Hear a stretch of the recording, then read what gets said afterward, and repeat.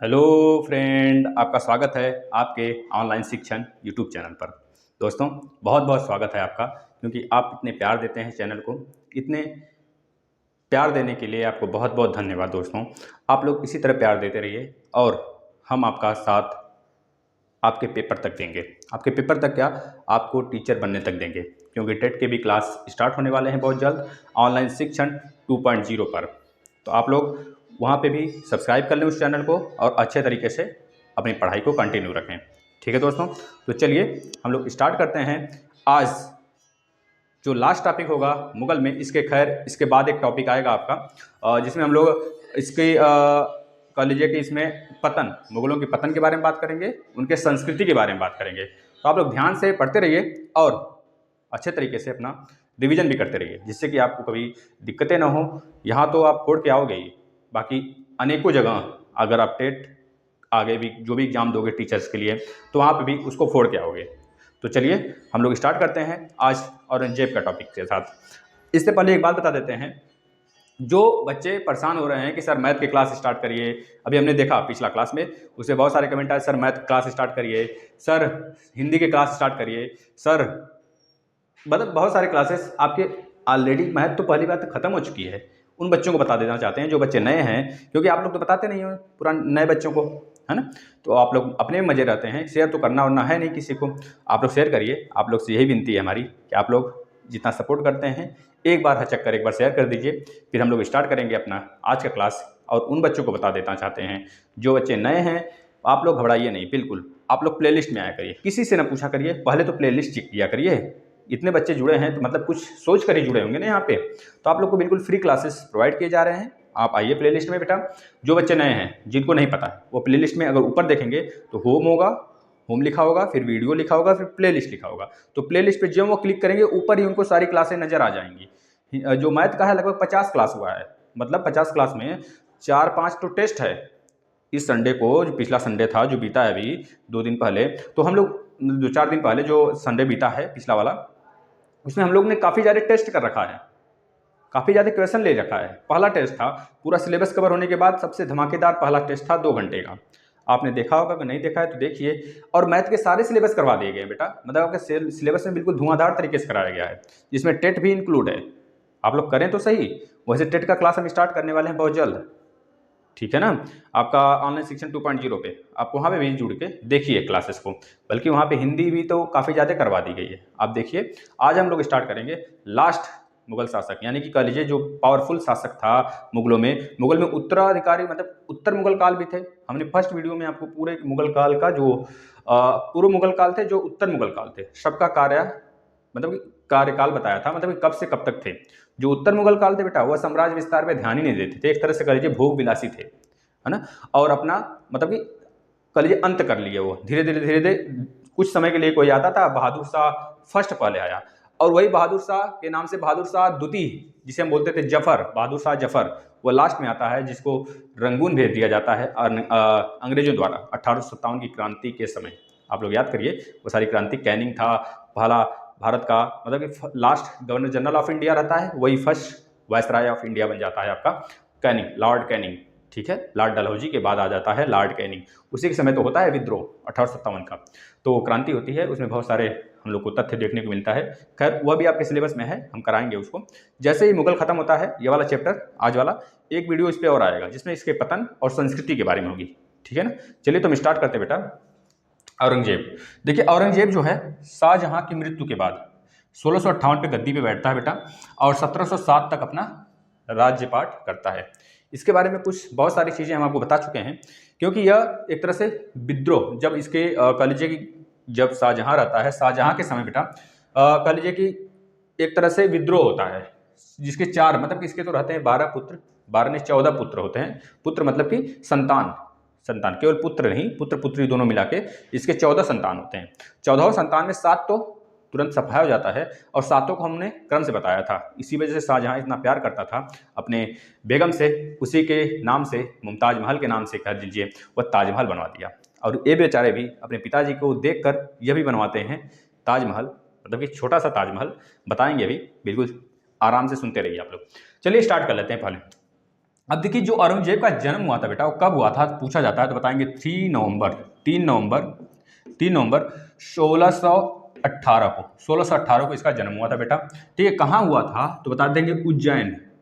उज्जैन जहाँ पे आपको पता है हर 12 साल के अंतराल पे यहाँ पे मेघ मतलब कुंभ का मेला लगता है। कुंभ का मेला 4 जगह लगता है, उज्जैन, नासिक, प्रयागराज। अब एक आपके लिए छोड़ रहे हैं, चलिए देखते हैं बता लेते हैं कि नहीं। उज्जैन, नासिक, प्रयागराज। ठीक है, इस बार जो लगने वाला है बेटा कहाँ पे लगने वाला है, वहीं पे लगने वाला है जो आपको बताना है। चलिए बता ही देते हैं, हरिद्वार। ठीक है, महादेव की नगरी भैया हरिद्वार, और हमारे महादेव की नगरी बनारस। ठीक है ना, हमारे महादेव की नगरी भैया बनारस, जहाँ के हम। चलिए आगे देखिए बेटा, और देखिए उज्जैन के निकट इसका एक जगह होता है उज्जैन के निकट बेटा, उसका नाम होता है दोहरा। यहाँ पे इसका जन्म होता है 3 नवंबर 1618 को उज्जैन के निकट दोहरा में इसका जन्म होता है बेटा। आपको पता होगा एक मंदिर है महाकलेश्वर का मंदिर, महाकलेश्वर, बलेश्वर नहीं, कलेश्वर, महाकलेश्वर का मंदिर है। वह जो है क्षिप्रा नदी के तट पर है, क्षिप्रा नदी के तट पर आपका महाकलेश्वर है दोस्तों, याद रखेंगे। और क्षिप्रा को हम क्या बोलते हैं, मालवा की गंगा भी बोलते हैं, मालवा, क्योंकि मालवा के पठार से होकर गुजरती है क्षिप्रा नदी, उसको मालवा की गंगा भी बोलते हैं, है ना, आपको पता होना चाहिए। अब देखिए शाहजहां और मुमताज, यानी कि बेगम मुमताज का यह पुत्र होता है, इन दोनों लोग का यह संतान होता है बेटा। ठीक है, याद रखेंगे, यह 6ठा नंबर का संतान होता है, सिक्स नंबर का यह संतान होता है, याद रखेंगे। सबसे बड़ा जो पुत्र होता है शाहजहां का, उसका नाम क्या होता है, दारा शिकोह। हमने बताया था 4 पुत्र रहते हैं और 3 पुत्रियां होती हैं। जहां आरा आपका पता होगा सबसे बड़ी पुत्री होती है, जो कि बिल्कुल मृत्यु तक शाहजहां को जब बंदी बनवा लिया जाता है औरंगजेब द्वारा, है ना, औरंगजेब द्वारा बंदी बनवाया जाता है, औरंगजेब द्वारा बनवाया जाता है भैया। तो इसका जो सेवा होता है, पालन पोषण होता है 8 साल तक, जहां आरा करती हैं, है ना। ये बातें हमने पिछले वीडियो में डिस्कस किया है। अगर बाय द वे कोई छोटी सी भूल हो जाती है हमसे ना, क्योंकि सारे क्लासेस लेने होते हैं, बहुत सारे आपको मटेरियल प्रोवाइड करने, थोड़ी सी अगर भूल हो जाती है, चूक हो जाती है, तो माफ़ करिएगा, क्योंकि हम भी आप ही जैसे हैं, इंसान ही हैं। ठीक है बेटा, चलिए अब देखिए ये इसका 6 नंबर का पुत्र होता है, याद रखेंगे। अब देखिए इसके जो बचपन होता है बेटा, बचपन में उसकी वीरता के अनुसार, मतलब इसकी वीरता देखकर शाहजहां ने इसे किस नाम से पुकारा था, या फिर किसकी उपाधि दिया था, तो बताएंगे बहादुर की उपाधि दिया था। किसका उपाधि, बहादुर की उपाधि से मिला था शाहजहां द्वारा, बचपन में इसके वीरता के अनुसार इसको दे दिया गया था बहादुर की उपाधि औरंगजेब को, याद रखेंगे बेटा। इसके बाद याद रखेंगे इसका विवाह जो हुआ, इसका विवाह बेटा संपन्न करा देते हैं, इसका विवाह भी। चलिए, जो इसका विवाह हुआ फारस राजघराने में होता है। आप देखेंगे जब ये कई लड़ाइयाँ जीत जाता है, तो फारस के जो दूत होते हैं वो आते हैं इसको मतलब कि खुशी देने के लिए, इसको कह लीजिए बधाई देने के लिए, फारस के शाह ने दूत भेजता है, दूत मंडल भेजता है, जो कि जाओ भैया औरंगजेब को स्वागत करके आओ, या फिर दिल से उसको स्वागत बोल के आओ। इस तरह की सारी बातें होती हैं, अभी हम आगे पढ़ेंगे। अब इसका जो विवाह होता है बेटा फारस के राजघराने में दिलरास बानो बेगम से होता है। क्या नाम होता है, दिलरास बानो बेगम से होता है। इसी को प्यार से औरंगजेब जो है क्या बुलाता था बेटा, रजिया बेबी, क्या, रबिया बेबी, रजिया नहीं बेटा, रजिया सुल्तान तो सुल्तान वंश की रहती हैं, और उसको छोड़ दीजिए। रबिया बेबी, क्या नाम रहता है, रबिया बेबी। और बेटा इसी को हम लोग क्या बोलते हैं, रबिया दुर्रानी भी अगर कहीं लिखा होता है तो हम समझ जाएंगे कि रबिया बेबी है, जो उसी का नाम है रबिया दुर्रानी, जो कि दिलबास बानो बेगम है, औरंगजेब की वाइफ, याद रखेंगे बेटा। अब देखिए रबिया की मृत्यु होने के बाद जैसे शाहजहां ने मुमताज के लिए ताजमहल बनवाया था, उसी तरह सेम ये भी नकल करता है, कह लीजिए यह भी एक तरह से बेबी का मकबरा बनवाता है, बेबी का मकबरा बनवाता है बेटा। कहाँ बनवाता है बेबी का मकबरा, तो बताएंगे औरंगाबाद के निकट बीबी का मकबरा बनाता है, बीबी का मकबरा बनवाता है औरंगाबाद के निकट। अब देखिए यहाँ से आपने पढ़ा होगा उत्तराधिकार के लिए हमने पढ़ाया था कल। अब यहाँ से हम लोग थोड़े इसके बारे में कर लेते हैं बातें, फिर उसके बाद आगे चलते हैं। अब देखिए आपने पढ़ा था कल, मतलब कि नेक्स्ट जो क्लास आई थी इसके पहले वाली, तो आपने उसमें पढ़ा था शाहजहां वाले में कि उत्तराधिकार के लिए लड़ाई हो जाती है। 4 भाई होते हैं, चारों कोनों में बट जाते हैं। कोई पूरब की तरफ दारा शिकोह रहता है, और पूरब नहीं बेटा, उत्तर की तरफ दारा शिकोह होता है। उत्तर की तरफ दारा शिकोह जो कि इसका सबसे बड़ा बेटा होता है, जिसको यह उत्तराधिकारी चुन लेता है मृत्यु के समय शाहजहां ने। लेकिन पश्चिम की तरफ और पूरब की तरफ और दक्षिण की तरफ औरंगजेब होता है। पूरब और पश्चिम की तरफ दो पुत्र और होते हैं इसके, है ना, याद रखेंगे। दोनों पुत्र जो होते हैं पूरब और पश्चिम वाले स्वतंत्रता की घोषणा कर देते हैं। इतने में दारा शिकोह गर्म हो जाता है और आ जाता है, इस पर चढ़ाई करता है, इसको हराता है। फिर यहाँ वाला जो रहता है बेटा पूरब वाला औरंगजेब से मिल जाता है, और औरंगजेब जो होता है रणनीतिक दिमाग होती है इसकी, यह रणनीतिक तरीके से खेलता है और सबको हराता है, सारा राजपाट जो है अपने में मिला लेता है। यह सारी बातें हम डिटेल से बताए हुए हैं इसके पिछले वाले वीडियो में, आप देखिए ध्यान से, जिसमें शाहजहां के बारे में जिक्र किए हैं। बिल्कुल आसानी तरीके से आपको समझ में आएगा बेटा, आप एक बार तो देखिए तो सही, ठीक है, शेयर करना नहीं भूलेंगे। लेकिन अब यहाँ पे देखिए, अब औरंगजेब का कूटनीतिक जो दिमाग रहता है बेटा, आपको पता होगा कूटनीतिक तरीके से सत्ता हासिल किया। शामूगढ़ के विजय के बाद, शामूगढ़ याद रखेंगे, शामूगढ़ के विजय के बाद औरंगजेब ने 1658 ईस्वी में, कब, 1658 ईस्वी में बेटा, यह पहली बार राज्याभिषेक, हम क्यों पहला बोल रहे हैं बताइए? क्योंकि दूसरी बार जाहिर सी बात है करवाया होगा, है ना। राज्याभिषेक, पहला बोलने का सेंस यही हुआ ना कि जाहिर सी बात है दूसरी बार हुआ होगा इसका एक बार और राज्याभिषेक, तो बस वही कारण है। अगर पूछा जाता है मतलब औरंगजेब जो है पहली बार राज्याभिषेक कब कराया, तो बताएंगे शामूगढ़ का युद्ध जीतने के बाद 1658 ईस्वी में दिल्ली में। कहाँ पे बेटा? दिल्ली में यह क्या किया, अपना पहला राज्याभिषेक करवाता है। और उस राज्याभिषेक के बाद यह अपनी एक उपाधि धारण करता है, जिसे बोल देते हैं हम लोग क्या, उस उपाधि के नाम से इसे जाना गया। उस उपाधि का नाम क्या है? अबुल मुजफ्फर आलमगीर। अबुल मुजफ्फर आलमगीर। भाई देखिए, अगर राइटिंग वगैरह में दिक्कत हो जाती है मात्रा वंत्रा में ना, तो इतना नहीं सोचा करिए, हम बोल देते हैं, आप लोग लिख कर लिया करिए भैया, ठीक है। अबुल मुजफ्फर है बेटा, मुजफ्फर आधा फा है, पूरा फा है, उसके बाद आलमगीर, यह इसका उपाधि होता है। पहले जब ये पहली बार अपना राज्याभिषेक कराता है 1658 ईस्वी में, इसके बाद फिर यह दूसरी बार जाहिर सी बात है कराएगा, तो हो जाता है देवराई का युद्ध। देवराई का युद्ध, तो याद रखेंगे यह शामूगढ़ का युद्ध के बाद होता है पहला, दूसरा होता है देवराई के युद्ध के बाद। देवराई के युद्ध के बाद बेटा ये दूसरी बार अपना राज्याभिषेक करवाता है। इसको किस उपाधि से जाना जाता है? फिर उसके बाद ये अपनी एक उपाधि धारण करता है, गाजी। हालांकि जो गाजी की उपाधि होती है वह पहले भी बाबर और जहांगीर को मिल चुका होता है, वो अपने आप को धारण कर चुके होते हैं गाजी की उपाधि के नाम से, ठीक है। उसी तरह यह भी औरंगजेब भी अपने आप को गाजी की उपाधि दे देता है, इसे गाजी के नाम से फिर जाना जाता है बेटा। याद रखेंगे, सत्ता पर बैठते ही यह क्या काम किया, 80 प्रकार के करों को इन्होंने बंद कर दिया। इसको लगा कि हमें बंद करना चाहिए, समाज के लिए सेवा करने के लिए, इन्होंने इसको बंद कर दिया। अब बेटा क्या होता है, किस प्रकार के कर बंद किए पहले जान लेते हैं। जैसे शाहदारी कर, आपसे पूछा जाता है शाहदारी कर किसके समय बंद हुआ? शाहदारी को ही बोलते हैं बेटा परिवहन कर। परिवहन जो मालगाड़ी होती हैं, इन सब पे कर जो लगता था उसको बंद कर दिया। दूसरा जो है, इसको लिख लेंगे आप, परिवहन कर के नाम से इसे जानते हैं, ठीक है ना। जो दूसरा कर रहता है उसका नाम होता है पानदारी। क्या नाम रहता है बेटा? पानदारी कर। अब पानदारी कर को हम क्या बोलते हैं बेटा? चुंगी कर। आपने सुना होगा, इस पे एक मूवी भी है अक्षय कुमार की, आपने देखा होगा, ठीक है। चुंगी कर पानदारी कर होता है। इस प्रकार के विभिन्न अस्थायी करों को यह बंद कर दिया। स्थानीय करों को, जो स्थानीय कर थे बहुत सारे थे, उसको इन्होंने बंद किया। अब उस स्थानीय कर को एक नाम से हम जानते हैं, किस नाम से? तो आप बता देंगे बेटा, अबबाब कर के नाम से जानते हैं। सारे स्थानीय कर को हम अबबाब कर के नाम से जानते हैं बेटा। ये बातें पूछी गई हैं आपके एग्जाम में, हो सकता है आपके डीएलएड में ना ही तो टेट में हो सकता है पूछे, जिसका सामाजिक विज्ञान अध्ययन उनका बेसिक हो, क्योंकि है हमने टेट का भी देखेंगे आप, तो टेट का भी आपका सिलेबस पूरा डिस्कस कर दिया गया है, आप देख लेंगे उसे एक बार। दोनों चैनलों को आप सब्सक्राइब करके रखें, किसी भी कोई वीडियो आती है आपके सुविधा के लिए आती है, आपके लिए आती है, आप उसे देखें और शेयर भी करें बेटा, ठीक है ना।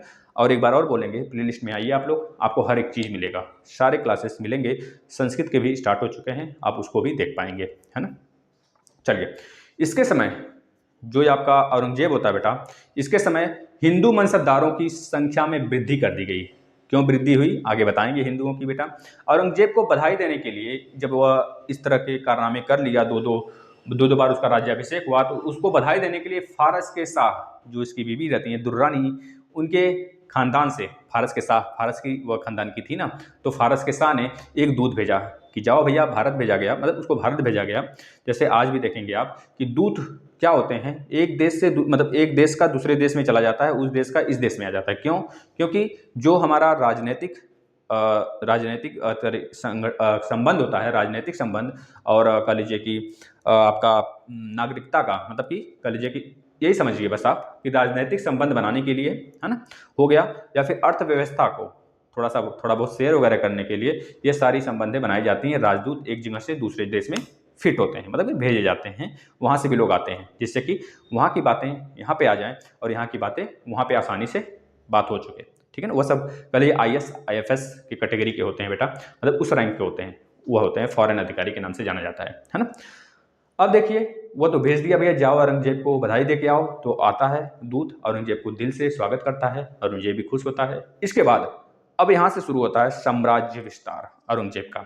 यह तो रहा घर की बातें, घर की बातें घर में ही रहें, कितना अच्छा रहता है, लेकिन घर में नहीं रहती है ना।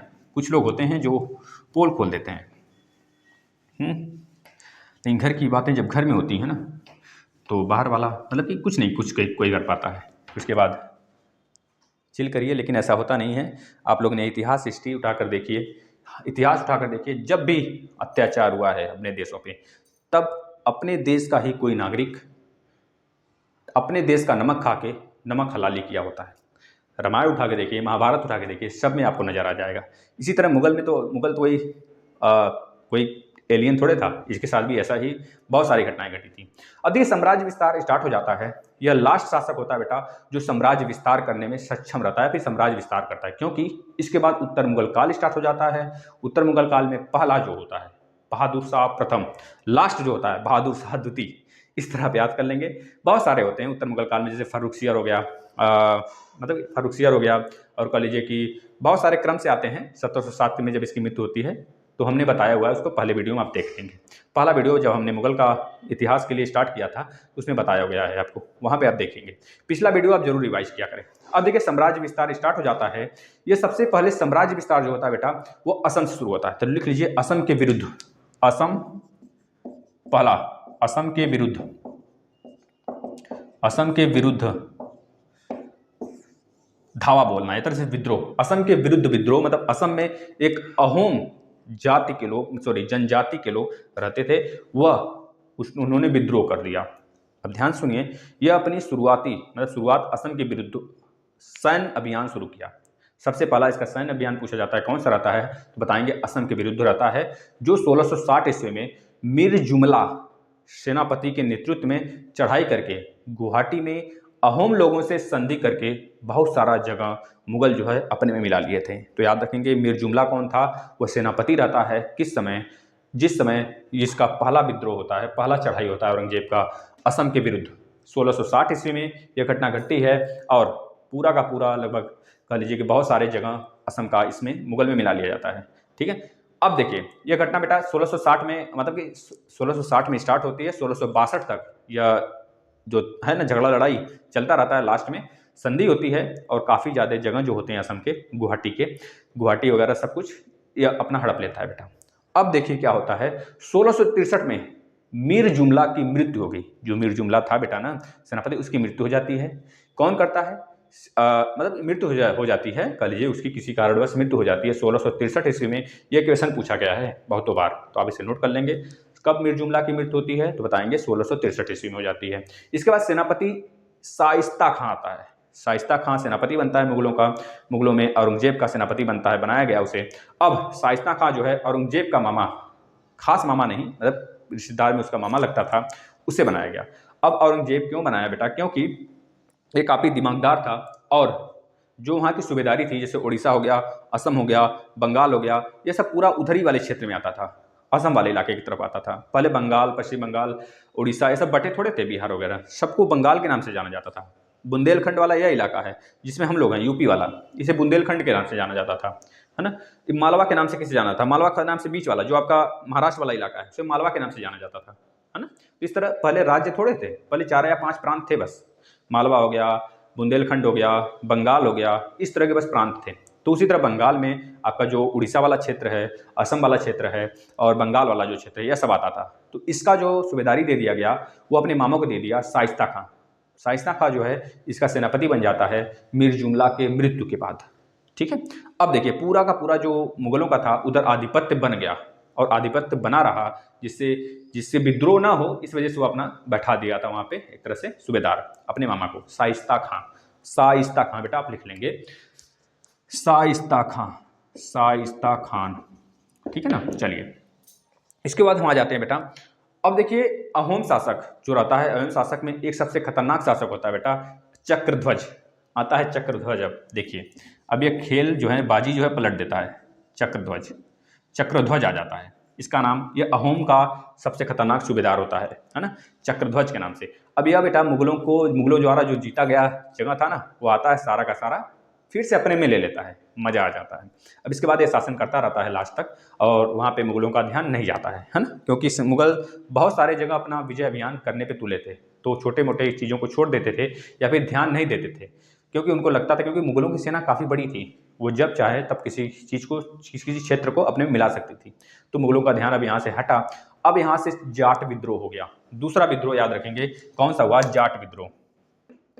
जाट विद्रोह बेटा काफ़ी खतरनाक विद्रोह था। यही एक ऐसा विद्रोह था जिसको मुगलों को मतलब मुगल हार कर भी सोचते थे हार गया, लेकिन फिर से कोई ना कोई पनप ही जाता था।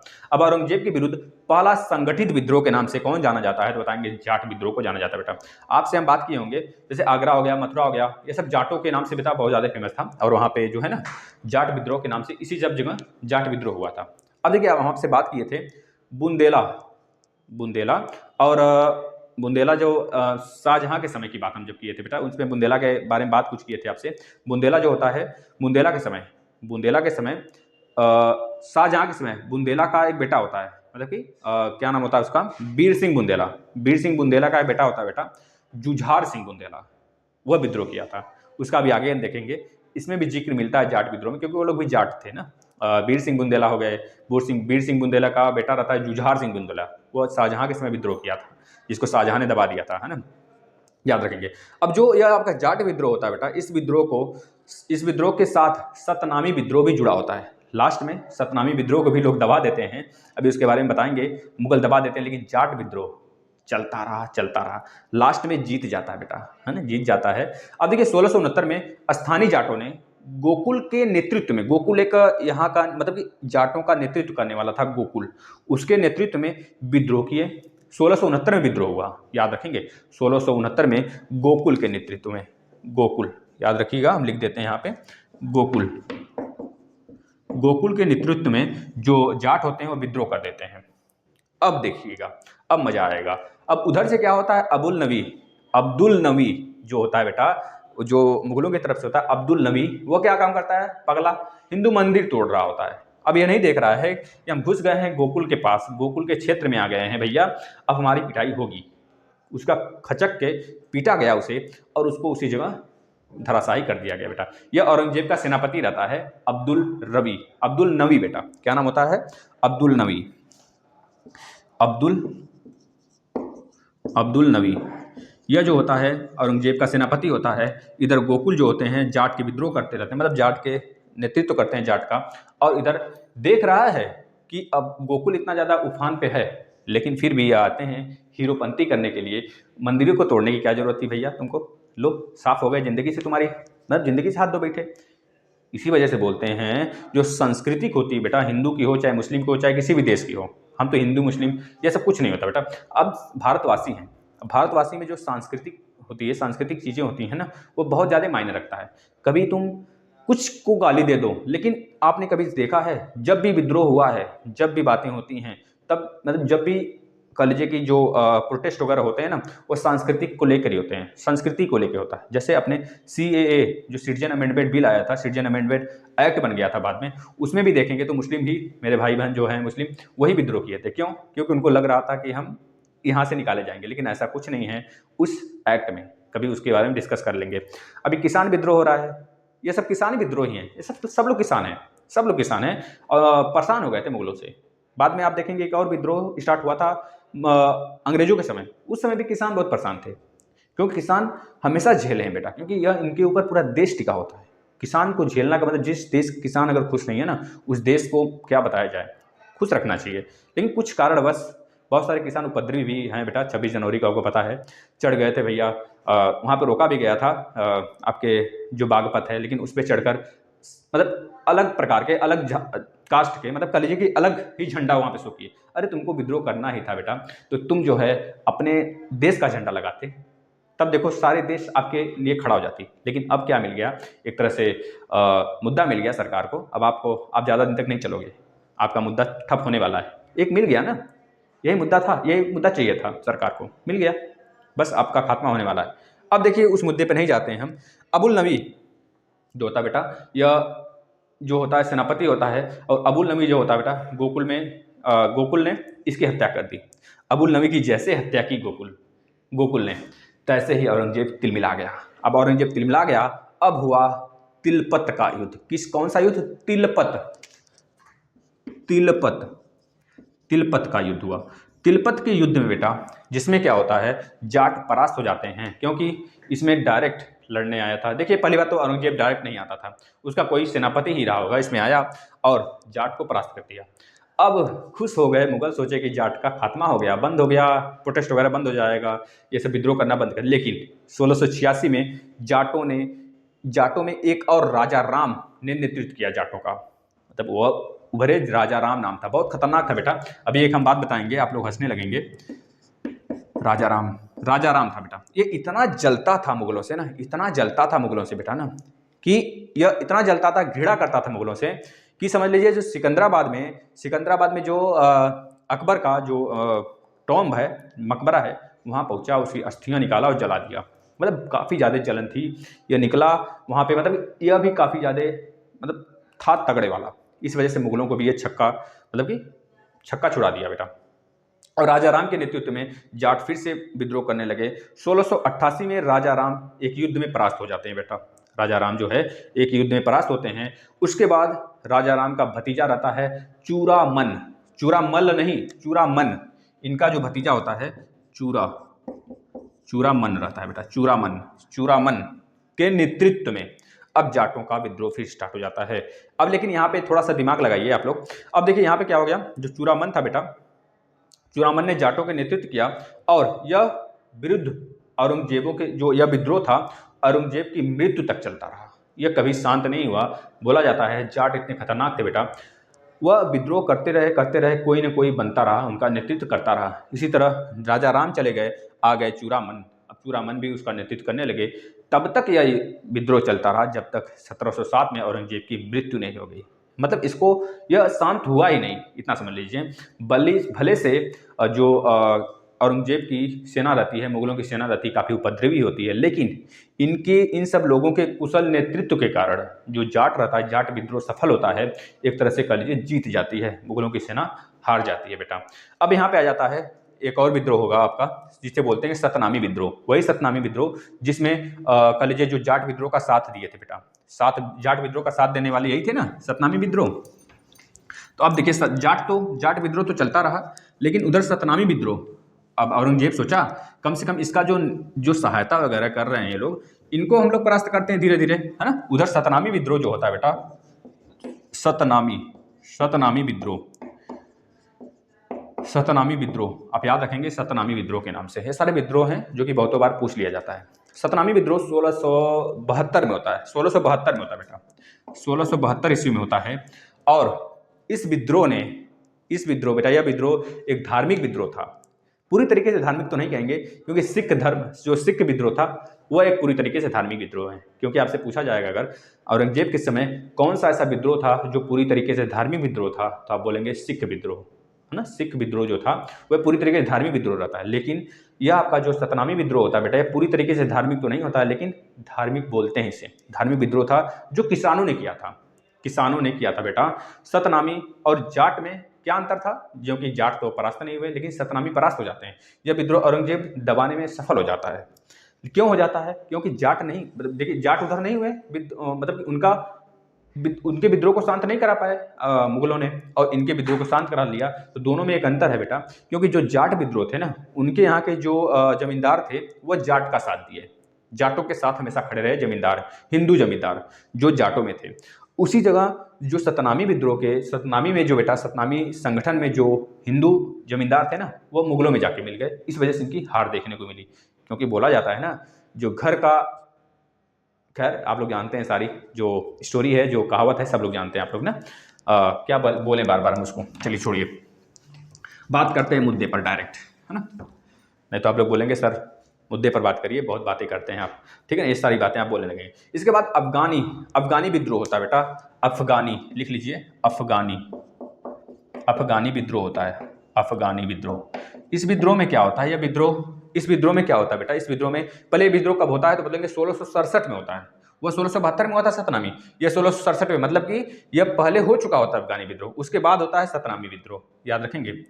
सतनामी विद्रोह तो बहुत पहले से चल रहा होता है, लेकिन 1672 में उसका अंत हो जाता है, एक तरह से कह लीजिए, जब वो अपने उफान पे पहुंचने लगता है ना, याद रखेंगे। क्योंकि जब हम पढ़ेंगे 1857 की क्रांति, तो 1857 में बेटा क्या हुआ था, वह विद्रोह 1857 अचानक क्रांति जो हुई थी, वह एक एनफील्ड राइफल के कारण हुआ था, चर्बी युक्त कारतूस के कारण हुआ था, जो सडनली कारण आता है उसका, वह एक तरह से चर्बी युक्त कारतूस के कारण होता है। लेकिन वह विद्रोह काफी दिनों से, काफी मतलब कि 1900 से ही, मतलब कि 1800 से ही स्टार्ट था, अलग अलग जगह पे खून भरता रहा, मतलब उबलता रहा, अंदर भरता रहा लोगों के, एक दिन ऐसा फूट गया वो ना, 1857 की क्रांति हो गई। इसी तरह यह भी था, यह सारे विद्रोह बहुत पहले से पनप रहे थे, लेकिन पनपते पनपते जब खड़ा भर जाता है ना, तो फूट ही जाता है, वही फूटता है, तो फिर विद्रोह के नाम से देखने को मिलता है। तो बस वही चीज़ है। अफगानी विद्रोह जो हुआ था 1600, बताएंगे 1667 में हुआ था। कब हुआ था? 1667। देखिए, अगर यहाँ पे हम कभी 19 लिख देते हैं ना, तो आप उसको करेक्ट कर लेंगे, बाय द वे, अगर लिखा गया हो कहीं 19 यहाँ पे, क्योंकि 19 वाला जो मॉडर्न हिस्ट्री है ना, काफ़ी अच्छे से स्ट्रगल तरीके से हमने उसको कंठस्थ किया हुआ है। तो बार बार अगर यहाँ पे 19 बोल देते हैं, यहाँ पे लिख देते हैं, तो माफ़ी दीजिएगा, और यहाँ पे आप 16 बना लेंगे, ठीक है ना, क्योंकि जो औरंगजेब का शासन रहता है 1707 ही तक रहता है। तो जो भी विद्रोह होगा 1600 और 1700 के बीच ही में होगा, 1707 के बल्कि बीच में होगा, है ना, याद है कि नहीं सारी बातें। अब देखिए, जो अफगान होता है बेटा, अफगानी विद्रोह जो होता है, यूसुफ जादी कबीले के एक सरदार होते हैं, भागू, क्या नाम होता है? भागू होता है। यह क्या काम करता है बेटा? यह भागू जो होता है विद्रोह कर देता है, अफगानों की तरफ से विद्रोह करता है। लेकिन एक अमीर खान नाम का सेनापति होता है मुगलों का, वह विद्रोह को दबाने में सफल हो जाता है। छोटी सी बात थी, बस अपडेट याद रख लेंगे। अब 1671-72 में बेटा अफगान के सरदार अकमल खां स्वयं को राजा घोषित कर देता है। इधर यह संत हुआ, तब तक अकमल कहा जाता है 1671-72 में, उधर अपने आप को स्वयं को राजा घोषित कर देता है। वो क्या काम करता है बेटा? खुतबा भी अपने नाम का पढ़वाता है। जैसे कि हम लोग गीता हो गया, हम लोग की होली बुक है ना, तो उसको हम लोग पढ़ते हैं, पढ़ाते हैं, कभी रामायण की पाठ करवा लेते हैं अपने नाम का, जाप करवा लेते हैं अपने नाम का। उसी तरह खुतबा था, उन लोगों में खुतबा नाम का एक बुक था, खुतबा पढ़वा लिया अपने नाम का। और तो और सिक्कों का प्रचलन भी कर लिया, सिक्का भी लॉन्च कर लिया अपने नाम का भैया, क्योंकि अपने आप को स्वतंत्र राजा घोषित कर लिया। उतने में औरंगजेब खलमला गया, आया, प्लान बनाया, इनको उड़ा दिया, जान से मार दिया, इनका काम खत्म, फिनिश। अब हम आते हैं आगे। इसके पहले थोड़ा सा हम वीडियो देख लेते हैं, सही चल रहा है कि नहीं, 1 मिनट।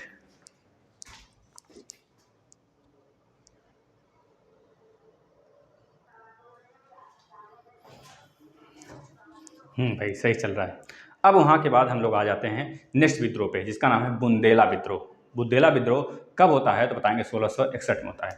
लिखते हैं, आप लोग लिख लीजिए, बुंदेला विद्रोह। सारे आप क्रम से लिखते रहिए बेटा, आपको बहुत काम देने वाला है वीडियो। ये जो कंटेंट है ना, आपके लिए रामबाण होंगे आने वाले समय में। बुंदेला विद्रोह 1661 में होता है, 1661 में। देखिए यहाँ पे 19 लिखने वाले थे 1661 बोल रहे हैं, लेकिन 19 लिख देते हैं, तो याद रखेंगे आप, जहाँ पे गलती हो जाती है 19 लिख देते हैं, वहाँ पे 16 बना लेंगे आप। तो 1661 ईस्वी में होता है यह विद्रोह। यह ओरछा के राजा चंपत राय ने यह विद्रोह किया। ओरछा कहाँ पड़ता है? आपके झांसी में बेटा, यूपी का जो झांसी है ना, उसी के पास ही पड़ता है, उसी के समीप ही है ना। अब देखिए यहाँ पे ओरछा के जो राजा होते हैं चंपत राय, वह कर देते हैं विद्रोह मुगलों के खिलाफ। मुगल चंपत राय को हराया। इसके बाद इतनी बार हराया बेटा, चंपत राय इतने बहादुर थे, मतलब वो मुगलों के साथ इतना ज़्यादा उनका पंगा चलता था ना, मुगलों के चंगुल में नहीं आना चाहते थे, और आते भी नहीं थे। अब मुगल मतलब उनको पकड़ने में नाकाम हमेशा रहते थे, और चंपत राय इसी सबको देखते हुए बार बार हार के कारण वो भागते रहे, बार बार हार के कारण शर्म के मारे वो अपने आप को मतलब कि अपने आप मतलब आत्महत्या कर लेते हैं। अब चंपत राय का पुत्र आता है छत्रसाल। क्या नाम रहता है? छत्रसाल। यही छत्रसाल होता है, बता रहे हैं, इसका पुत्र होता है चंपत राय, लिख देते हैं यहाँ पे चंपत राय। इसकी मृत्यु होती है, इसका पुत्र आता है छत्रसाल। छत्रसाल बेटा, कौन सा? छत्रसाल होता है। अब छत्रसाल क्या काम करता है, यह बहुत, इसके पहले कुछ चीज़ें बता देते हैं। यही छत्रसाल होता है जो उत्तराधिकारी की जब युद्ध छिड़ा था औरंगजेब के समय, औरंगजेब के भाइयों में जो दारा सिकोर आता है और दो भाई होते हैं, सूबेदारी अलग अलग जगह के चारों दिशाओं में लोग लिए होते हैं। जब उस समय विद्रोह छिड़ता है तो यही छत्रसाल जो होता है औरंगजेब का साथ देता है, और औरंगजेब इससे खुश हो जाता है। पंच दिनारी नहीं बेटा, 5,000 दिनार तो हमको देखने को मिलेगा गुप्त वंश में, ठीक है ना। गुप्त वंश में दिनार वगैरह चलता था और सोने का सिक्का वगैरह चलाया गया था। तो 5,000 मनसबदारी से इसे नवाजा गया, मतलब कि औरंगजेब नवाजा, और सम्मान सूचक खिताब भी इसे दिया। जैसे आप आज देखते होंगे कहीं मोदी जी गए, उनको सम्मान के कारण एक खिताब दे दिया गया। यूएई गए तो वहाँ पर उनको खिताब दे दिया गया। आप मालदीव आए नीचे हिंद महासागर की तरफ, वहाँ पर उनको खिताब दे दिया गया। इस तरह उस समय भी चलता था, है ना। अपने अपने अलग अलग से धर्म थे, जिस धर्म के अनुसार, जिस धर्म से जो जुड़ा रहता था, उस धर्म की जो खास बुकें होती थी उससे उसको सम्मानित किया जाता था। जैसे सबसे बड़ा सम्मान भारत का कौन सा है बताएंगे? भारत रत्न सम्मान, जो नंबर 1 का है ना। अब देखिए, अब छत्रसाल दिमाग से खेलता है, क्योंकि ये जानता रहता है मुगलों की सेना काफ़ी बड़ी है और इससे हम हरा नहीं सकते। वह दिमाग से खेलता है और मुगलों से क्या कर लेता है? संधि कर लेता है। इतने में औरंगजेब खुश हो जाता है और इसे, मतलब बाद, उस समय तो लड़ाई, मतलब उस समय क्या किया था, उसका साथ दिया था, लेकिन यहाँ पे जब इसके पिताजी की मृत्यु हो जाती है तो यह भी बुंदेला रहता है, विद्रोह छेड़ देता है। विद्रोह नहीं छेड़ता है कर लीजिए, क्योंकि यह जानता रहता है पहले से मुगलों को। इस वजह से यह दिमाग से खेलता है और बुद्धिमानी तरीके से संधि कर लेता है। इस संधि से खुश होकर औरंगजेब ने इसे 4,000 मनसबदारी से नवाजा और इसको राजा की उपाधि दिया। इस वजह से इसको राजा छत्रसाल के नाम से जानते हैं, राजा छत्रसाल। यह बातें आपको दिमाग में घुस जानी चाहिए, क्योंकि यह बात पूछी गई है, बहुतों बार पूछी गई है, अगर आप प्रीवियस ईयर पेपर उठाएंगे तो, ठीक है। छत्रसाल को राजा की उपाधि किसने दिया बताएंगे? औरंगजेब ने दिया बेटा। अब देखिए 1707 में औरंगजेब की मृत्यु हो गई। मृत्यु के बाद बुंदेला का जो यही राजा रहता है, मतलब कि छत्रसाल, राजा छत्रसाल, अब ये पूरा का पूरा बुंदेल अपने हवाले कर लेता है और अपने में मिलाकर अब शासन करने लगता है ना। मुगलों और बुंदेलों के बीच में पहली बार संघर्ष हमको कब देखने को मिला था, यह पूछा जाता है। यह थोड़ा सा जीएस है, आप इसको देख लेंगे। मधुकर शाह के समय, एक मधुकर शाह रहता है, उसके समय देखा गया था मुगलों और बुंदेलों के समय पहली बार झड़प जो हुआ था, ठीक है ना, मधुकर शाह के समय। अब एक विद्रोह आता है अकबर का विद्रोह, इसके बाद एक और विद्रोह रह जाएगा, सिख विद्रोह, बस लास्ट, ठीक है ना बेटा। अकबर का विद्रोह, वह अकबर नहीं, इसके दादाजी अकबर, मतलब परदादा नहीं, अकबर विद्रोह। ये कब होता है बेटा? 1681 में होता है, 1681 में। ये एक तरह से, ये बेटा एक तरह से कह लीजिए कि अपने एक शाहजादा रहता है अकबर, वो अकबर नहीं, दूसरा अकबर है। 1681 में ईस्वी में शाहजादा अकबर ने मारवाड़ के राठौर तथा मेवाड़ के शासक के सहयोग से अपने आप को स्वतंत्र बादशाह घोषित कर दिया। सोचा कि भैया हम सर्वोपरि हैं। इतने में पता चलता है औरंगजेब को, औरंगजेब ये तो विद्रोह छेड़ के रखा होता है औरंगजेब के खिलाफ। इतने में पता चलता है औरंगजेब को, ये ससुरा पगला ही रहा है, तो तुरंत आ जाते हैं औरंगजेब, आ जाता है औरंगजेब और इसको दौड़ा के, इतना दौड़ाते हैं कि सीधे आता है संभाजी के पास, जो मराठा उस समय रहते हैं। संभाजी, आप पढ़ाएंगे, मराठा वाला आपके चैप्टर में है, पढ़ाएंगे, बिल्कुल निश्चिंत रहिए, हम सारी चीज़ें लेके चलेंगे। संभाजी के पास आ जाता है, उनका शरण ले लेता है भैया अकबर, मतलब कि यह शाहजादा अकबर आ जाता है। दौड़ाते दौड़ाते जब लेके आता है संभाजी के पास, यह पहुंचता है, उसी समय वो भी आ जाता है संभाजी के पास अपनी सेना लेके। इतने में भाग खड़ा होता है कहाँ? फारस में, और फारस में ही बेचारा निकल लेता है, मतलब मृत्यु हो जाती है इसकी। तो याद रखेंगे ये सारी घटना कब हुई थी? 1681 में हुई थी, बस इतना था इसमें। अब यहाँ से जो इंपॉर्टेंट है, मोस्ट इंपॉर्टेंट है, एक चीज आप लिखेंगे, सिख विद्रोह। सिख विद्रोह कब हुआ था बेटा? सिख विद्रोह हमने आपको बहुतों बार बताया, सिख के 10 गुरु का नाम बहुतों बार, जो हमारे पुराने बच्चे हैं वो जानते होंगे, पिछला वीडियो देखे होंगे तो। नहीं तो अगर आप लोग नए हैं बेटा, तो आपसे बार बार बोल रहे हैं, प्ले लिस्ट में आइए, मैथ के सिलेबस, बाकी सारे सिलेबस कवर हैं, आप देखिए, और सिलेबस जो चल रहे हैं ना उसको भी देखिए, आप सबसे ऊपर ही प्ले लिस्ट में होगा।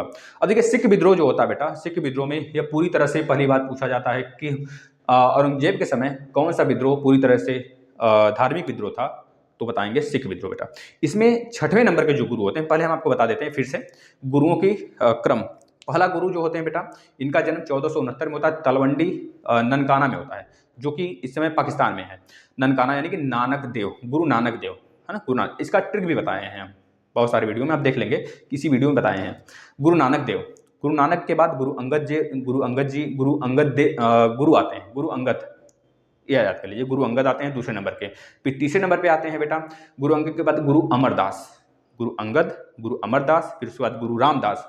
गुरु अमरदास की पुत्री होती हैं बीबी भानी, बीबी भानी जो है रामदास की वाइफ होती हैं, यानी कि रामदास जो होता है अमरदास का क्या होता है, दामाद होता है बेटा, ठीक है। गुरु रामदास के बाद आ जाते हैं गुरु अर्जुन देव। गुरु अर्जुन देव की हत्या शाहजहां ने करवाई थी। आपको पता होगा अकबर तक तो सिख बहुत ही शांति तरीके से रहते थे, क्योंकि अकबर ही मनसबदारी दिया था 50 बीघा जमीन का, किसके पुत्री को, अमरदास के पुत्री को, यानी कि रामदास की वाइफ को, है ना, याद रखेंगे। उसके बाद जहांगीर के समय से यह सिखों और मुगलों में मुठभेड़ होने लगा, लड़ाई झगड़ा होने लगा, सारी चीजें। अब 5वें नंबर पे आ जाते हैं अर्जुन, फिर उसके बाद 6ठे नंबर पे हरगोविंद, फिर हर राय, फिर उसके बाद गुरु हरकिशन, फिर उसके बाद गुरु तेग बहादुर। गुरु तेग बहादुर को औरंगजेब मरवाता है, इनके पुत्र होते हैं गुरु गोविंद।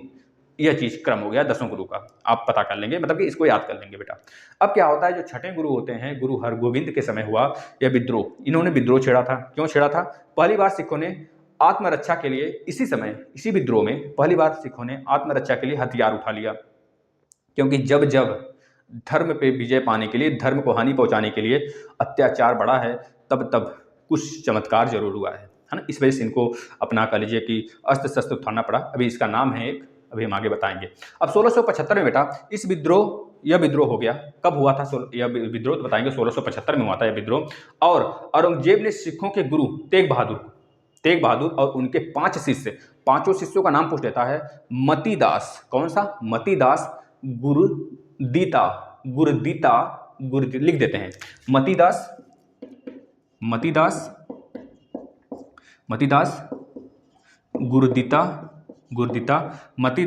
गुरदीता, उसके बाद उदा, क्या नाम होता है? उदा होता है। फिर इसके बाद आ जाते हैं आपके चीमा और एक मिनट, क्या बताएं हम? उदा के बाद चीमा और दयाल। यह पांचों के पांचों बेटा शिष्य होते हैं। किसके शिष्य होते हैं? तो बता देंगे, तेग बहादुर के। अब इनको जबरदस्ती जो है, इनको जो है वह मरवा देता है, कह लीजिए इनके शिष्य के साथ इनको क्या कर देता है? मरवा देता है बेटा। तेग बहादुर की हत्या करवा देता है इनके शिष्यों के साथ, ठीक है। 5 शिष्य होते हैं, तेग बहादुर होते हैं। इसके बाद इनके पुत्र जो होते हैं गुरु गोविंद सिंह आते हैं, सिखों के गुरु बनते हैं। और 1678 ईस्वी में मखुवाल के समीप, मखुवाल एक जगह होता है, मखुवाल के समीप आनंदपुर नामक एक नगर बसाया इन्होंने। पूछा जाता है आनंदपुर नामक जगह किस सिख गुरु ने बसाया है बेटा? तो बताएंगे गुरु गोविंद सिंह ने बचाया हुआ है बेटा। गुरु गोविंद सिंह ने ही 1699 ईस्वी में, पहले गुरु गोविंद सिंह की जो जन्म हुआ था कब हुआ था? तो बताएंगे 1669 में हुआ था। 1869 में किसका हुआ था? 2 अक्टूबर 1869, भूल गए भैया? गांधी जी का हुआ था। फिर 1800, अब एक बताएंगे 1889 में इस समय किसका जन्म हुआ था? और 1994 में किसका जन्म हुआ था? हमारे जो चश्मा लगाते हैं लाल बहादुर शास्त्री, बताइए। ये सारी चीजें बताएंगे आप बेटा। लाल बहादुर शास्त्री नहीं, लाल बहादुर शास्त्री बेटा 1994 या 93 या फिर 1992 में इस समय इनकी जन्म हुआ था। आप सर्च करके थोड़ा कमेंट करिएगा इन दोनों डेट को, है ना। देखते हैं कौन बच्चा कमेंट करता है, ठीक है ना। देखते हैं कौन बच्चा बात मानता है थोड़ा सा। अब देखिए, पहली बार सिखों ने आत्मरक्षा के लिए कह लीजिए कि उठा लिया। इस समय तेग बहादुर की मृत्यु होने के बाद कह लीजिए, इसके बाद थोड़ा सा रुक जाइए, थोड़ा सा सुन लीजिए। अब गुरु तेग बहादुर की बेटा यहाँ पे हत्या हो जाती है। गुरु गोविंद सिंह सारा सत्ता संभाल लेते हैं। 1699 में खालसा पंथ की स्थापना करते हैं। खालसा पंथ का मतलब होता है बेटा सिख धर्म के पूरी तरह से सेनाकृत कर देना। मतलब कि जब जब आंच आया है धर्म पे, तब तब कुछ चमत्कार जरूर हुआ है। इसी को बोला गया सिखों में खालसा विद्रोह या फिर खालसा पंथ की स्थापना। खालसा पंथ की स्थापना कौन किया है? तो बोल देंगे आप, गुरु गोविंद सिंह ने किया है, ठीक है। याद रखेंगे 5 कड़ा 5 क की उपाधि किसने, मतलब 5 क का जो स्थापना किया है, कौन किया है? तो बताएंगे गुरु गोविंद सिंह ने ही किया है बेटा, याद रखेंगे। अब यहाँ से 1688 ईस्वी में बेटा भगनी युद्ध का युद्ध होता है। भगनी का युद्ध होता है 1688 में भगनी का युद्ध होता है। इस भगनी के युद्ध में क्या होता है? जो गोविंद सिंह होते हैं बेटा, गोविंद सिंह के साथ पहाड़ी के राजा, पहाड़ी की सेना जो कह लीजिए पहाड़ी की सेना होती है, उसका नेतृत्व जो करता रहता है फतेह शाह करता रहता है। फतेह शाह पहाड़ी के नेतृत्व, पहाड़ी के जो सेना होती है उसका नेतृत्व करता है और फतेह शाह हार जाता है और गुरु गोविंद सिंह जीत जाते हैं बेटा।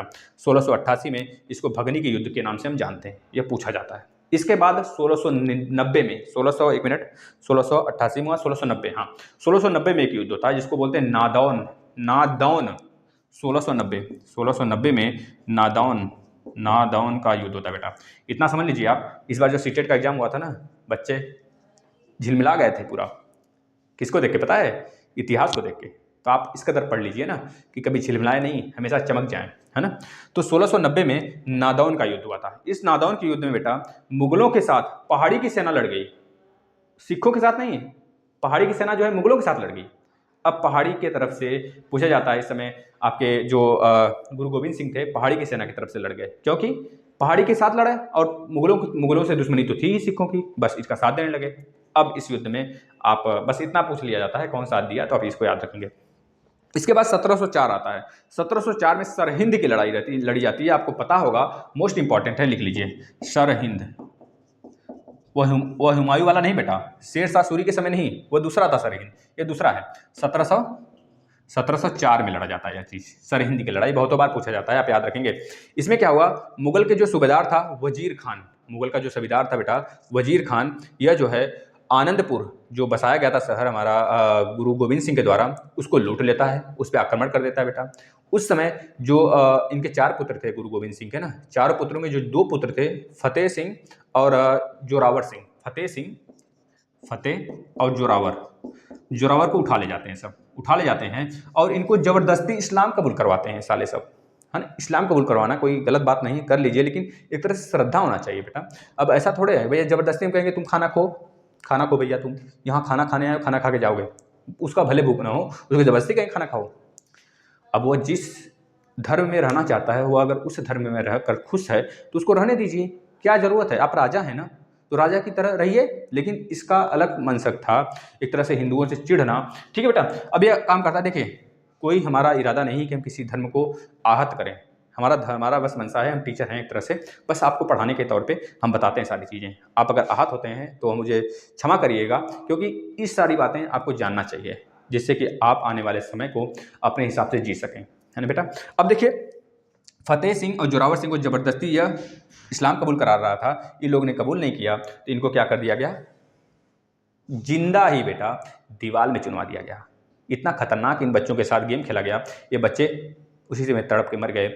आपने अभी हाल में सुना होगा जो कॉलेज की जब क्या हुआ, मर गए, तो कुछ नहीं हुआ। इसी तरह भी हाल में आप सुने होंगे कि बनारस में ब्रिज गिर गया, काफ़ी लोग दब के मर गए। उस समय हमारा कॉलेज सेमेस्टर चल रहा था और काफ़ी ज़्यादा दुखी हुई, क्योंकि उसी समय शाम को ना हम लोग पेपर देकर आ रहे थे उसी रास्ते से। जब हम लोग घर पहुँचे करीब 3-4 घंटे के बाद, मतलब रूम पे पहुँचे, तो 3-4 घंटे के बाद पता चला कि ब्रिज गिर गया, पुल बन रहा है, गिर गया और काफ़ी लोग मारे गए। मतलब देख कर बहुत रोना आ गया था उस समय। सारी तुरंत लाइव आ गया, लाइव चलने लगा, सारी चीज़ें लाइव ब्रॉडकास्ट होने लगी। अब हर जगह यह न्यूज़ फैल गया, लेकिन क्या कुछ नहीं हुआ। कितने लोग तो दब गए होंगे जो उसके नीचे ठेला ठेली लगा के रहते थे बेटा। बहुत दुख होता है सब सारी चीज़ें देखकर, पता नहीं लोग क्या करते हैं सत्ता में रहकर, कुछ समझ में नहीं आता है ना। तो बस ये सारी चीज़ें थी, आपको पता होना चाहिए। अब यहाँ से स्टार्ट होता है बेटा उधर देखते हैं, उधर क्या हुआ। जब जोरावर और फतेह सिंह ने इस्लाम कबूल नहीं किया, उनको मृत्यु पे दे दिया गया। वजीर सिंह जो रहता है उन बच्चों को जिंदा चुनवा देता है दीवार में बेटा। वजीर सिंह वही सेनापति होता है औरंगजेब का, वो चुनवा देता है और कह लीजिए कि इसके बाद आ जाते हैं इधर चकमौर का युद्ध। वहाँ तो उनकी मृत्यु हो गई। इसके बाद चकमौर का युद्ध एक होता है, चकमौर, आपने बहुतों बार सुना होगा चकमौर का युद्ध। चकमौर के युद्ध में बेटा गुरु गोविंद सिंह और मुगलों के बीच झड़प हो जाती है, बहुत तगड़ा सा झड़प होता है, आमने सामने हो जाते हैं दोनों लोग, ठीक बेटा। अब इस चकमौर के युद्ध में इनके 2 और पुत्र जो रहते हैं, उनका नाम होता है अजीत सिंह और जुआर सिंह। इसमें क्या गया, इसमें जो है फतेह सिंह और जोरावर सिंह की मृत्यु हो गई। अब इसमें क्या होता है, जुआर सिंह, वो जोरावर थे बेटा, ये जुआर हैं। यह 2 और पुत्र, इनके 4 पुत्र होते हैं ना, 2 पुत्र तो दीवार में चुन दिए जाते हैं, वहाँ पे इनकी मृत्यु हो जाती है, इस्लाम जब कबूल नहीं करते हैं। और यहाँ पे चकमौर के युद्ध में बेटा इनकी 2 पुत्र रहते हैं, अजीत सिंह और उसके बाद एक और रहते हैं पुत्र, क्या नाम होता है उनका, जोरावर सिंह। क्या नाम होता है बेटा, सॉरी जुआर सिंह। इनको मतलब यह बेचारे शहीद हो जाते हैं दोनों लोग इस युद्ध में, चकमौर के युद्ध में। तो याद रखेंगे। अब लास्ट युद्ध होता है खरीदार मतलब खरीदाना, क्या नाम है, एक मिनट, खिदराना का युद्ध, खिदराना का युद्ध बेटा। ये खिदराना का युद्ध लास्ट युद्ध होता है सिखों के साथ मुगलों का, 1705 में होता है बेटा, 1705 में होता है। इस समय क्या होता है, अंतिम युद्ध होता है सिखों का मुगल के साथ, यह याद रखेंगे। पहली बात है, मच्छीवाड़ा के जंगल में इस समय हमारे गुरु गोविंद सिंह घूम रहे होते हैं और इनका मनसा होता है कि चलते हैं, थोड़ा सा मिल लेते हैं औरंगजेब बाबू से। तो उधर, क्योंकि उसका नसीब खराब था बेटा, गुरु से मिलने का उसका नसीब था ही नहीं। जब ये मिलने पहुंचते हैं तब तक पता चलता है 1707 में अकबर टें हो गया होता है, मतलब इसका मामला फिट है, मतलब कि इधर इसका खात्मा हो चुका होता है या मर गया होता है, मतलब कि एक तरह से इसका देहांत हो जाता है। और उधर क्या होता है बेटा, गुरु गोविंद सिंह वापस हो जाते हैं और उससे मिल नहीं पाते हैं, क्योंकि अच्छे लोग के साथ नहीं मिल पाया। अब इधर जब 1707 में इसकी मृत्यु हो जाती है बेटा, तब स्टार्ट होता है आपका उत्तर मुगल काल। तो याद रखेंगे 1707 के बाद जो उत्तर मुगल काल स्टार्ट हो जाता है, एक तरह से बिल्कुल यह मतलब किसी काबिल नहीं थे लोग, इस वजह से बाद में औरंगजेब का आना स्टार्ट हो, मतलब कि सॉरी औरंगजेब कर रहे हैं बेटा, यूरोपियों का आना स्टार्ट हो जाता है। वो तो 1600 से ही होता है, लेकिन औरंगजेब के समय हम पढ़ाएंगे जब यूरोपी वाला, तो सारा संरचना आपको बताएंगे। बस इतना याद रखिए, 1707 में जो बहादुर शाह प्रथम होता है, बहादुर शाह प्रथम, इसे बेटा लंपट मूर्ख के नाम से जानते हैं, लंपट मूर्ख बहादुर शाह, ठीक है। फर्रुखसियर आता है, बहादुर शाह आता है, उसके बाद बहुत सारे आते हैं, लास्ट में बहादुर शाह द्वितीय आता है, जिसे जफर के नाम से बोलते हैं। रंगून चला जाता है, वहीं पर उसकी समाधि भी बन जाती है ना। ये सारी बातें हम पढ़ेंगे। आपका यह सेशन लास्ट था, औरंगजेब खत्म हुआ, एक वीडियो और आएगा आपका जिसमें सांस्कृतिक और इसके पतन की बात करेंगे हम, ठीक है ना। चलिए, धन्यवाद। अब ज़्यादा से ज़्यादा शेयर करिए, थोड़ा सा जिन बच्चों को नहीं पता होता है ना, आप लोग कृपा करके उनको बताइए, ठीक है भाई हो। अगर आप लोग उनको थोड़ा बताएंगे, उनकी हेल्प करेंगे ना, तो वो भी पास हो सकते हैं आगे। और आप लोग अपने में संगठित रहिए बेटा, संगठित, कहीं भी विद्रोह करें, देखिए क्या मुझसे निकला, मतलब कहीं भी कुछ बात हो गई तो जो उनका बैक लगाए बेचारे बच्चे परेशान हैं, उनका हमेशा साथ दीजिएगा आप लोग, उनका साथ कभी नहीं छोड़िएगा। कहीं भी ऐसी बात हो गई कि हमको पीएनपी पे चलना है, अपना हड़ताल बोलना है, कुछ भी करना हो, तो आप उनके साथ रहेंगे, या नहीं कहेंगे कि हमारे तो पास हो गए हम नहीं जाएंगे, हमेशा साथ रहना है, क्योंकि आप उन्हीं के बैच के हो। 2019 के बैच वाले बच्चे, न्यूज़ आ रहा था, मतलब इस तरह सुनने को मिल रहा था कि बच्चे चिढ़ा रहे हैं एक दूसरे को, है ना, जो बैक लगे। तो ऐसी बातें, ऐसी घटनाएं ना सुनने को मिले, क्योंकि आप लोग मित्र हैं बेटा, ऐसी घटनाएं नहीं, आप लोग संगठित रहिए, हमेशा संगठित रहेंगे, संगठन में ही शक्ति होती है ना। चलिए, धन्यवाद, मिलते हैं नेक्स्ट क्लास में, लास्ट वीडियो में मुगल के, ठीक है। इसके खत्म होते ही आपका 3 चैप्टर क्लोज होगा, 3 चैप्टर, मानते हैं कितनी धाकड़ तरीके से हम लोग कंप्लीट कर लिए। उधर मैथ का कंप्लीट हो गया पूरा, मैथ देखिए आप, प्लेलिस्ट में आइए और शेयर करिए। धन्यवाद।